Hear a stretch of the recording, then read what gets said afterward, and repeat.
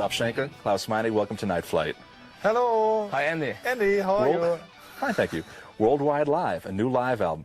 What made you come out with the live disc at a time when really no band is doing that? That's true. And some people are saying this is not the time for a live album, but we're saying this is the perfect time, the best time, because rock and roll is happening live on stage. So that's why we think a live album is the real thing, 85. And we wanted to document our most successful tour we did last year all over the world. And I think it features Scorpions really at its best, because this band is a live band and you really got a lot of energy and power on this album. And I hope that the fans will like it the same as we do. It must be a very, very difficult chore, though, to find the right tracks to put on. I think, Rudolf, you once told me you had to wade through many, many versions of particular songs. Yeah, we had many, many tapes. We did recording in LA, in Costa Mesa, San Diego, New York. We did also Paris, Bristol, London, and Stuttgart, Hanover, Hamburg, Cologne.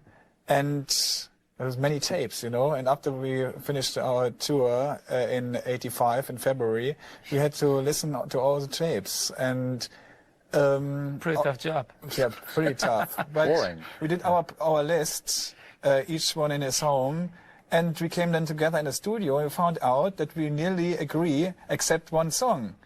And what our plan was to take the best songs from each concert and put them together, that we have the highlights of the whole world tour.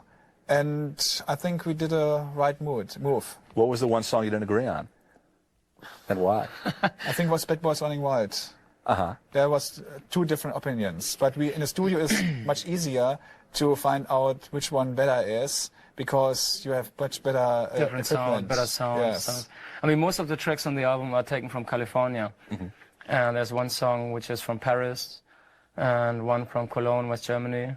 So, but we were not looking for perfection. I mean, this is a live album. It's not important that every note is played really in time and stuff. I mean, there are songs like Dynamite. We really play double as fast as on the studio version, you know. But doesn't matter. I think we were looking for the best live atmosphere. And with the shows in California, I mean, it's like a hell breaking loose, you know, when we were listening to the audience track, and it was unbelievable. It's not only before the song starts or end of the song, they're screaming like hell all through the song, and we had to bring them down on the record a little bit. But they're still a very important part, and you can hear them all the time, really screaming and really into it, and it creates a great atmosphere. It's really like when you have a party, that's the record, have a good time.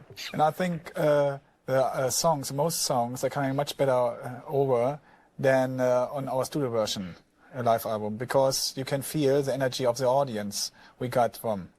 Yeah, there are some bands around, people go to their concerts and go, wow, this band sounds much better on the record, you know, on their records. But with us, the other way around, fortunately. Well, one of the things that killed live records in the 70s. It's really hard live. Well, the Scorpions have always been very much a live band. I mean, the song Coming Home, most people would think about is going home to your... It's actually about going back on the road, isn't it? Going home in front of your TV set. You know? No, it's not. It's our philosophy. It's going home on the road, going home on stage, because that's the place where rock and roll is happening, live.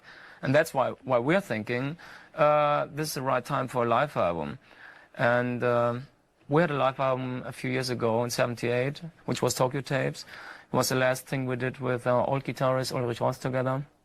It was like the end of chapter 1, you know, and now, so a lot has changed in between. It was Tokyo Tapes, now it's Worldwide Live. And well, what has changed in the band since then? A lot of different situation. Well, we had until Tokyo Tapes with Uli Ross, we had different kind of styles. Uli Ross style, like Jimi Hendrix influenced, and KLAUS and my style, more Scorpions direction. And now, with Matthias Japs, we had a perfect guitar player. He liked to play the Scorpion style. And that's the point. On our old records, we have had two different styles. The people must listen to it, from Hendrix to Scorpions, all the time. And now, from Love Drive on, we have one style, Scorpions. And that's much, much better for the band. All the songs on the live album are taken from the last albums from Love Drive, Animal Magnetism, Blackout, and Love at First Sting. It is amazing that you do nothing from the first half of the band's career on stage anymore. Why is that? I mean, people are asking sometimes, oh, why can't you play Catch a Train or some songs? Well, but we played it for such a long time, and really when Matthias joined Scorpions in '79, and we really came very close together, and the music direction became really very strong in one direction. And so there was no point to play the old stuff anymore, because we had played them for such a long time, and there were so many good new songs. And so, I mean, if we're thinking about, then if we would play new songs, or new songs and old songs, we would have to play, instead of 90 minutes, maybe 4 hours or something, right. you know. I mean, but we're thinking about maybe in the future, it's maybe a good idea to pick some of the old songs and bring it together, a kind of medley or something like this, where, you know, all this. It's maybe a good idea. I think the fans would appreciate it. But I think we will be happy that we have so many good new songs, you know, because some bands they must play all the time the old songs because they don't have any new songs. I think our turn is much better. Yeah, I'm sorry. Yeah, they save the best songs for the encore, and then you find out they are 10 years ago they were new, you know. So we have pretty good material, wide range to choose songs, you know, from so many albums.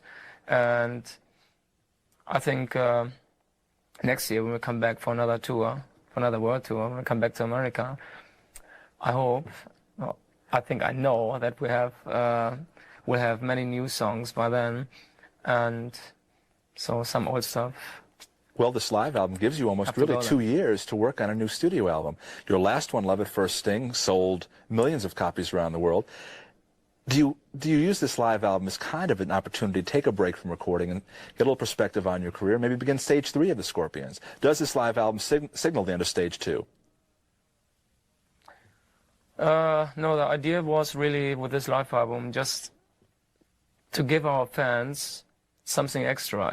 This live album is for our fans who've seen the show last year, and when you listen to the whole thing, all the memory, everything comes back. And for the fans who haven't been there, it's a good start to get into Scorpions and what Scorpions sounds like live. Mm-hmm. And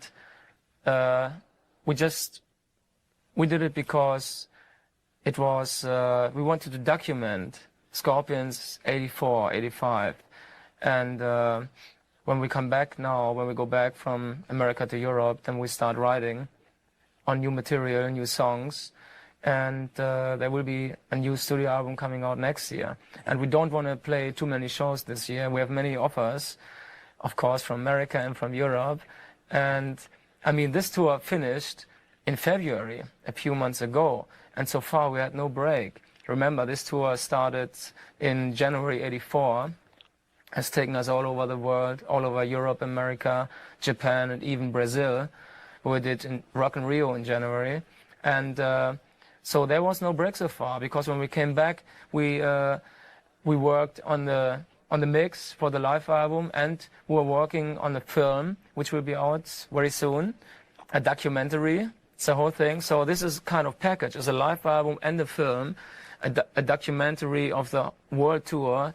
And we wanted to catch the feeling and the atmosphere of the whole thing. It's not the band on stage only. It gives also a view and a look behind the scene. So obviously, it's a lot of scenes from all over the world, taken from all over the world, and like a look backstage. You were saying before how in Rock Like a Hurricane you were in a cage surrounded by 100 beautiful women or whatever it was. The Scorpions have caught some heat over the years for being sexist, because the album cover is going back to Virgin Killers and other ones. How do you react to that now? Has that died down at all, or is it still there? I mean, we like it very much, the girls, you know, and we try to rock, sex, drugs, and rock and roll, you know. That's a basic idea. No drugs, but sex and rock and roll, yeah. And for us, it's good to have some special kind of covers where girls are also in. Yeah, we're not into drugs at all, you know. I think the best drug is The music. a live show and the music, and when you go out on stage and when you have a great concert with the kids together, and you know, a good vibration, and we try to give our fans a very positive energy, positive vibrations. There's so many bad vibrations in the world anyway, so we really try to cheer them up, having a good time together. But the sex thing, I mean, sex is very close to rock and roll. The whole thing when you go out on stage is pure sex. It really is. When you go out on stage, it's really like making love to the audience. It's really something you're getting higher and higher and higher together, you know, until the top. It's really something very special. So sex and rock and roll, it's kind of natural thing. So it's kind of natural that's in our covers. There's no love.